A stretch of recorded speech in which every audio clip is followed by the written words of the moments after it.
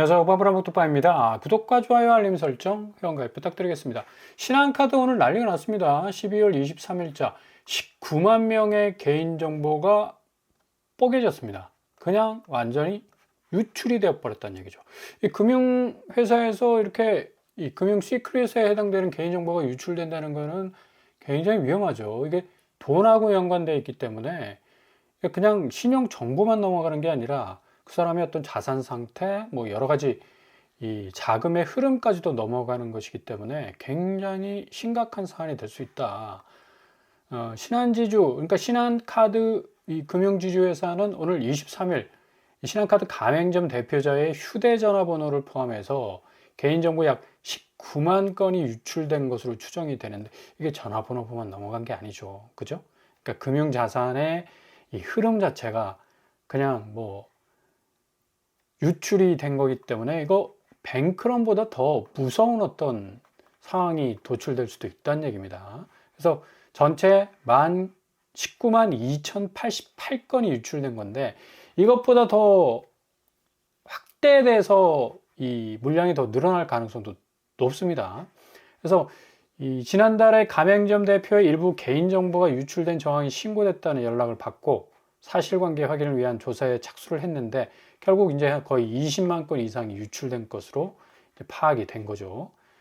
이렇게 된다면 결국에서는 이제 지금 이 금융회사 내의 이 개인정보까지도 이제 다 털린다는 걸 감안을 해볼 때 상당히 현금 지키기도 좀 힘들지 않겠는가. 뭐 물론 뭐 카드 회사겠지만 개인의 어떤 신용 부분이 결국에 가서는 신용 등급이 이렇게 딱딱딱 A, B, C, D로 나눠지지 않습니까? 그러니까 그 사람의 신용 상태, 그러니까 자금의 흐름 상태를 다 파악할 수 있는 전반적인 어떤 흐름들이 다 유출된 것이기 때문에 이거는 단순히 전화번호부, 뭐 그 사람의 개인적인 어떤 신상 명세 이런 것만 빠져나갔다는 게 아니죠. 그만큼 유동성 흐름에 상당한 어떤 영향을 줄 수 있는 굉장히 커다란 사건이라고 볼 수가 있어요. 이건 뱅크런보다 더 심각한 어떤 사안이 될 수가 있겠고 20만 명이 털려버렸는데 그죠? 말도 안 거지. 앞으로 뭐 자세한 조사가 이제 벌어질 예정인데 이렇게 계속해서 뭐 쿠팡을 비롯해서 또 이 금융회사 신한카드부터까지도 신한카드까지도 이렇게 개인정보가 유출되는 사건이 계속해서 지금 벌어지고 있는데요. 아니 뭐 그렇다면 뭔가 좀 이 카드사 부분에 있어서 이런 좀 불미스러운 사건 이외에 이 카드 대출 수수료율은 좀 이렇게 낮춰줘야 되는 건데 이런 불미스러운 사건 터지면 그냥 뭐 그냥 몇 마디 사과 워딩만 던지고 실질적으로 뭐 구체적인 어떤 이 보상안이나 아니면 대책 같은 게 마련되지 않고 그냥 은근슬쩍 넘어가는 경우가 많죠. 근데 이제 뭐 금융기관에 뭐 본색이라고 말을 할 수가 있죠. 그러니까 그만큼 이제 빨대 닦아줘 놓고 수익률은 뭐 최대한 챙기고 여러 가지 뭐 불상사들은 뭐 어느 정도 이제 무마해가는 그런 어떤 스탠스를 취하고 있는데 지금 장기 카드 대출 평균 수수료율이 17.38% 거의 18%에 육박하고 있습니다. 어마무시하죠. 그러니까 금융권 자체가 뭐 이자 장사한다라는 소리를 들을 수밖에 없는 것도 이런 어떤 이 보안 부분은 취약하면서 실질적으로 대출 부분에 있어서 금리 부분은 뭐 상당히 저신용자를 중심으로 해서 이제 쌍끌이 여선답게 그냥 뭐 저인망식으로 계속해서 끌어올리는 그런 상황으로 가고 있어서 신한, 삼성, KB, 국민, 현대, 롯데, 우리, 하나, BC카드 등등에서 17.38% 금리가 요거 거의 뭐 19%에서 아마 신용 등급에 따라서는 이 최고 20%까지 때려받는 사람들도 있을 겁니다. 그만큼 엄청난 이 금리 상황에 지금 노출된 영역이 지금 카드사, 이 카드론에 해당되고 됐다고 이제 할 수가 있는데 아무튼 간에 비은행, 시중은행이 아니죠. 비은행 대출 의존 커진 영세업자들 보면 이제 대체적으로 은행권에서 대출 못 받으니까 빠꾸 맞아가지고 이제 카드론 건드리죠. 그리고 비은행권, 이금융권 이제 노크를 하는 이 대부분의 영세업자들, 그러니까 장사가 안 돼가지고 경기에 좀 여러 가지 난기류로 인해서 계속적으로 돌려막기식 빚내기를 함으로 말미암아 연체율이 상당 부분 좀 많이 높아질 수밖에 없는 거고 비은행 대출은 연체율 2.1%를 넘어섰고요.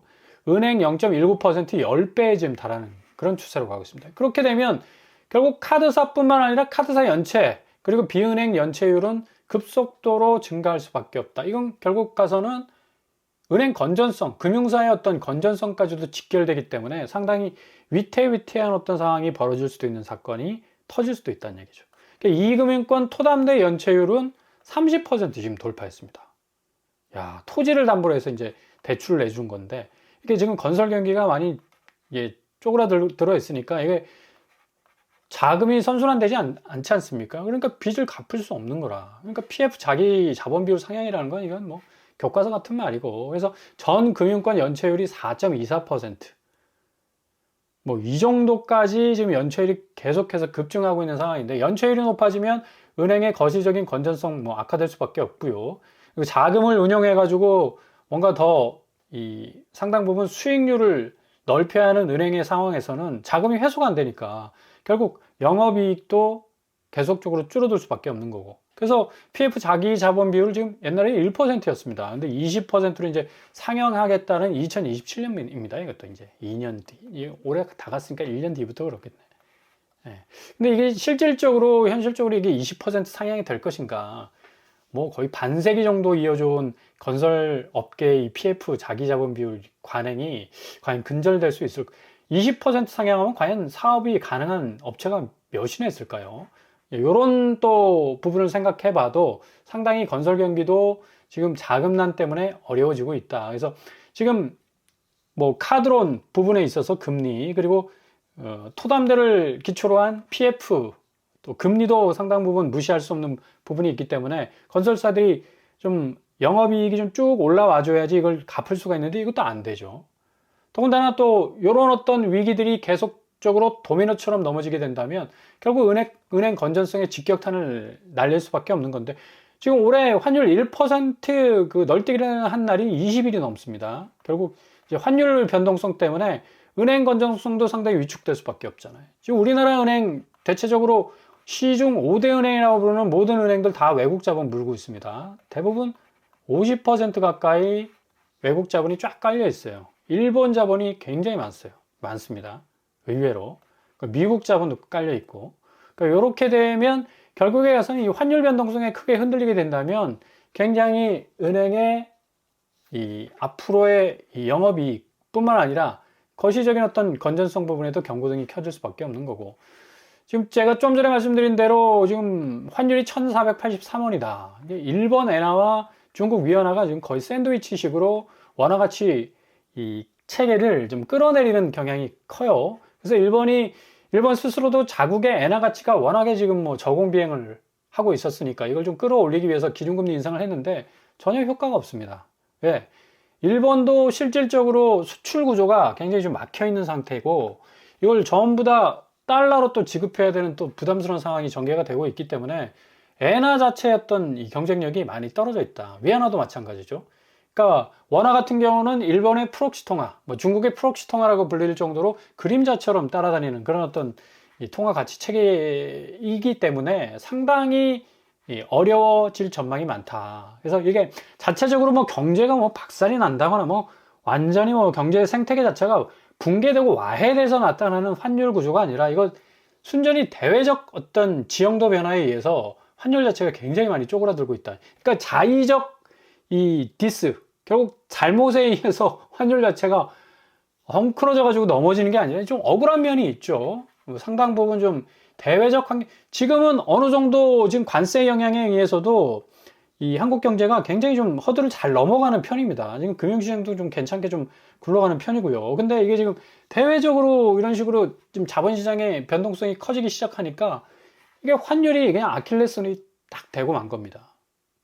자, 이런 환율 급등은 결국에 가서는 수입 물가 지수를 올리게 되고 전체적으로 체감되는 이 경기 물가 지수, 전체적인 어떤 소비자 물가 지수를 끌어올릴 가능성이 높아서 상당히 소비자 입장에서는 매일매일 마트에 들리면서 깜짝깜짝 놀랄 때가 많아요. 가격 단가가 계속해서 뭐 빛의 속도로 바뀌고 있기 때문에. 그렇다면 가장 정점에 있는 부가가치를 누리고 있는 이 집값, 뭐 보통 서울에서는 15억 하지 않습니까? 24평 아파트, 신축 아파트를 기준으로 해서 이거 어떻게 사겠냐고. 지금 마트 가가지고 일주일마다 바뀌는 가격 단가 보고 가슴을 쓸어내리는 경우가 많은데 집값은 뭐 10억에서 15억, 15억에서 20억 쭉쭉 그냥 억 단위대로 올라도 세상의 모든 대출 다 끌어다가 그냥 여기 사겠다라는 사람들이 천지빛깔입니다. 그 정도로 깔려 있다는 얘기예요. 왜? 부동산에 대한 기대감, 그리고 호가가 그 기대감을 받치고 있거든. 이 장세는 결국 도깨비 장세다라고 늘 말씀드렸습니다. 금 나와라 뚝딱, 은 나와라 뚝딱 하면 그렇게 말한 대로 집값 자체가 올라줬었습니다. 사이클상. 근데 이제는 안 된다. 그만큼 외국 자본이 부동산 시장도 완전히 지금 잠식하고 있는 상황. 은행에서 빌려온 대출금들이 다 기본적으로 다 밑으로 깔려 있는 게 외국 자본이에요. 그래서 환율 변동성에 가장 크게 반응할 수밖에 없는 것도 지금 한국 부동산이라는 얘기입니다. 이렇게 깊게 들어가지 못하기 때문에 사람들이 그냥 빌려서 사면 깃발 꽂으면 그냥 아파트값 올라가고 그 아파트값 올라간 거 시세 차익으로 그냥 빚진 거 그냥 까내면 되잖아. 이런 식으로 단순 도식, 그러니까 단순 무식하게 그냥 불도저식으로 갔던 게 먹혔어 진짜. 그래서 서울 강남 아파트, 마용성 아파트가 올랐던 거고, 이게 고스란히 그냥 유전인자식으로 세대가 흐르면서 그냥 핏줄 흐르듯이 흘러간 겁니다. 그래서 젊은 세대들도 어떻게 해서든 이 변동성 시대 속에서 살아남을 수 있는 건 아파트다라고 이게 잘못된 판단을 하고 있다는 얘기예요. 이게 지금 큰일 날 일이라는 얘기입니다. 그래서 서울 아파트 매매 거래량 지금 뚝 떨어져서 대체적으로 오피스텔로 지금 많이 몰려가고 있지 않습니까? 실질적으로 아파트를 살 수요가 굉장히 많이 줄어들고 있다. 지금 직방 분석 나오고 있지 않습니까? 근데 지금 내년 2026년도 주산연에서 나온 게 지금 집값이 더 오른데, 진짜 굉장히 좀 책임성 있는 지표를 좀 발표를 해야 되는데, 이거 그냥 무작정 오르는, 이게 지금 근거가 뭐냐면 공급이 너무 부족하다는 얘기입니다. 공급이 없다. 공급이 없으니까 당연히 지금 수요가, 대기 수요가 이렇게 지금 댐에 물이 갇혀 있는 듯이 딱 막혀 있는데 수문만 열면 그냥 터져 나온다. 그렇기 때문에 집값은 올라가게 돼. 이런 식으로 단순 도식으로 얘기를 하고 있다는 얘기죠.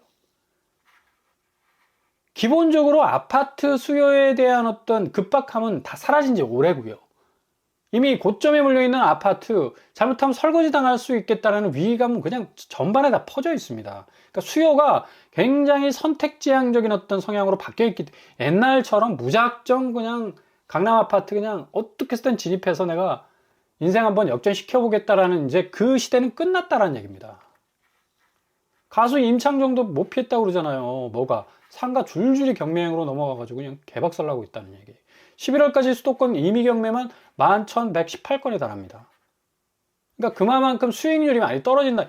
상가는 수익을 상징하지 않습니까? 매달 은퇴자들이 뭐 길목 좋은 상가 하나 딱 잡아가지고 그냥 매달 뭐 300, 400씩 딱딱 꽂혀주면 뭐 이보다 더 좋을 수 없는 효자 노릇하는 게 어디 있었겠습니까? 근데 이분이 완전히 이제 이자도 못 갚아. 은행에서 상가 사기 위해서 빌린 돈. 아파트는 뭐 말하면 뭐합니까 지금. 평균 거래 금액이 14억에서 지금 12월 달 거의 이제 9억까지 떨어졌어요. 그냥 한 5억 정도 차이 나죠. 지금 12월 23일인데 일주일밖에 안 남았습니다. 이 정도로 많이 좀 약화되고 있는 거고, 11월 달은 뭐 거의 3,000건 수준, 그리고 12월 달은 지금 1,200, 300건을 지금 오르락내리락 하고 있어요.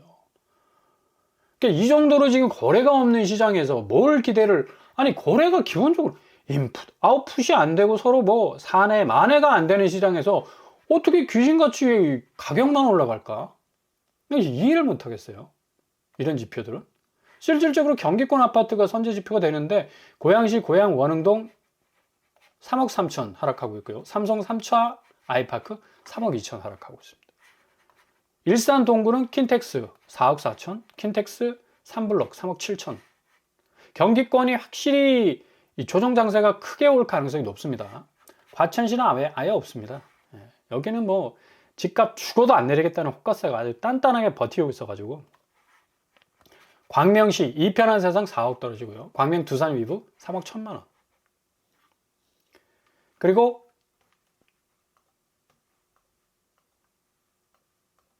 구리시도 뭐 풍선 효과에 의해서 많이 오른다고 사람들이 예상을 했었지만 결국에 가서는 지금 뭐 4억 1천만 원 정도 하락을 하고 있지 않습니까? 권영 아파트 2억 2천 하락하고 있고요. 김포시 풍무프루지오 역시도 3억 4천, 수기마을 힐스테이트 2단지 3억 3천. 수원시 영통구 힐스테이트 광교가 5억 8천, 많이 떨어졌네요. 광교 아이파크 3억 6천. 용인시 기흥구 구갈풍님 9억 5천. 와, 70% 떨어졌네. 기흥구입니다. 공세동 대주피오레 여기 유명하죠. 15억짜리가 5억 됐어요. 60% 9억 하락했습니다. 여기도. 그리고 하남시 가미동 가밀 프로지오 마크베르 5억 1천만 원, 미사역 호반 서밋 3억 1천만 원. 하남도 상당히 좀 하락세가 거세어지고 있는 걸 볼 수가 있고, 화성시 동탄 롯데캐슬 알바트로스 4억 1천만 원, 동탄 덜레이크 팰리스 역시 3억 8천 하락하고 있습니다. 확실히 경기권이 지금 서울이 오를까 오를까 뭐 이렇게 간보고 있는 장세지만, 뭐 경기권이 또 오히려 올랐다라는 또 지표도, 이상한 지표도 나오고 있더라고요. 근데 실질적으로는 현장 거래에서는 많이 감가가 확실하게 되고 있다라는 걸 볼 수가 있죠. 자, 경기권은 영끌 갭 투자들이 뭐 성지라고 부를 정도로 뭐 2020년 엄청난 이 갭 투자가 벌어졌는데, 결국에 가서는 2025년 들어가지고 딱 5년 지났습니다. 결과가 어떻게 됐겠습니까? 이자 돌려먹다가 파산했습니다. 3040 해생법원 줄 섰다. 서울 지고 경기 뜨고 뭐 보증금 승계해서 대출로 매입해서 뭐 5천 거의 6천 건 되는 뭐 갭 투자 2018년 8월 이후 최고다 뭐 이랬는데, 결국 2025년에 와가지고 이 사람들 다 어떻게 다 파산이야. 대박 꿍꿍 갭 투자 3040 해생법원 줄 섰다. 이렇게 되는 겁니다. 지금 일본도 지금 어마뜨거라 하지 않습니까? 그러니까 다카시도 계속해서 재정 확대 정책을 해가지고 결국에 가서는 유동성을 통해서 뭔가 좀 경기 회복을 하겠다 했는데, 이거 금리 인상했는데 엔화 가치가 더 떨어지네. 이렇게 되다 보니까 이제 무한 책임 없는 감세는 시나이 하지 않겠다. 켄제 시나이 이렇게 얘기를 하고 있지 않습니까? 절대 감세는 없다. 결국에 가서는 뭐 확실하게 이제 중심축을 잡고 나가겠다는 얘기인데, 지금 엔화 보십시오. 달러는 올라가고 엔화 가치는 떨어지고 있어요. 엔화 가치를 올리려고 지금 기준금리 올렸는데 이게 안 되고 있다는 얘기예요. 그러니까 경제 구조에 이 비상한 어떤 깜빡하는 빨간불이 켜졌다는 얘기고, 좀 우리도 좀 억울한 면이 있죠. 관세 영향 때문에 기업이 달러를 반환을 안 해. 환전을 안 한다는 얘기입니다. 관세 영향이 제일 큽니다, 지금. 미국의 관세 영향의 어떤 이 압박감이 그냥 다 스며들어가지고 이 환율 자체를 굉장히 많이 지금 압박을 하고 있죠. 엔화 영향이 있죠. 국채 영향이 있습니다. 국채도. 외자 유출, 뭐 서학개미네 아니면 뭐 국민연금이네 해가지고 뭐 극도의 어떤 외자가 뭐 조 단위로 몇십조 단위로 뭐 빠져나가는 거, 이런 또 언급도 하고 있는데, 결국에 가서는 총체적인 어떤 이 이유는 어찌됐건 저찌됐건 관세에서 비롯된 수출 기반의 어떤 약화, 그리고 이로 인한 달러 강세, 대외적 어떤 영향들이 굉장히 환율을 지금 끌어올리는 그런 어떤 상황이기 때문에 굉장히 지금 한국 경제는 잘 위기를 좀 넘어가고 있는 상황입니다. 근데 현찰 설 때 1,500원 정도 되는 엄청난 체감도의 지금 환율 때문에 상당히 좀 소비자 물가가 비상에 걸린 상태고, 커피가 280% 올랐다지 않습니까? 그러니까 이게 생활 물가 자체가 굉장히 지금 등락을 오르락내리락 하고 있기 때문에 아파트 고점 사는 거는 정말로 어리석은 행동입니다. 워렌 버핏이 정말 베스트 어드바이스를 어떻게 했느냐? 돈을 잃지 말아라. 투자의 첫 번째 규칙은 손해를 보지 않는 거. 이거 당연한 말 아닙니까? 두 번째 규칙, 첫 번째 규칙을 잊지 않는 거. 좋은 말 아닙니까? 그죠? 손해 보지 마셔야 됩니다. 지금 상황에서. 설거지라는 용어는 지금 아파트 시장에서 2021년 고점, 정점에서 아파트를 산 2030이 아직도 회복이 안 돼. 70%가 마이너스 수익률을 지금 기록하고 있다는 얘기. 얼마나 높은 고점에서 집을 샀으면 집값이 그동안 그래도 좀 올랐는데 이게 회복이 안 된다는 얘기입니다. 그죠? 특별히 경기권 아파트 마찬가지고, 서울 아파트는 어느 정도 지금 상세가 됐을 거예요. 좀 너무 많이 올라가지고. 그래도 손해를 보는 사례가 등장하고 있다. 그만큼 지금 상황에서는 부동산 시장에 대해서는 굉장히 신중해야 될 시기인 것만은 분명해 보입니다.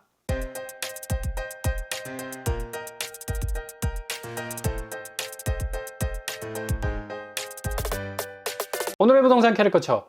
오늘 신한카드의 어떤 개인 신용 정보 유출은 이거 개인 신용만 나간 게 아니죠. 이 전체적인 어떤 이 자산의 흐름까지도 나간 거라고 생각하기 때문에 이거 뱅크론과 거의 유사한 어떤 이 큰 사건이 터진 거라고 볼 수가 있습니다. 아무튼 간에 좀 이 카드론을 비롯해서 금융기관의 여러 가지 고금리 상황들 좀 잘 살펴보셔서 절대로 무리한 대출 받으시면 안 되고요. 일단은 떨어지는 지점, 구축의 이 하락 포인트 지점을 좀 잘 파악하신다면 아주 좋은 기회, 올 연말부터 내년 상반기 걸쳐서 계속적으로 여러분 눈앞에서 뚜렷하게 나타나게 될 겁니다. 잘 기다리셔서 좋은 기회 맞이하실 수 있길 바랍니다. 오늘도 응원합니다. 항상 여러분의 길이 꽃길만 되실 수 있길 바랍니다. 이상으로 펌프랑 목도파를 마치겠습니다. 구독과 좋아요 부탁드립니다. 감사합니다.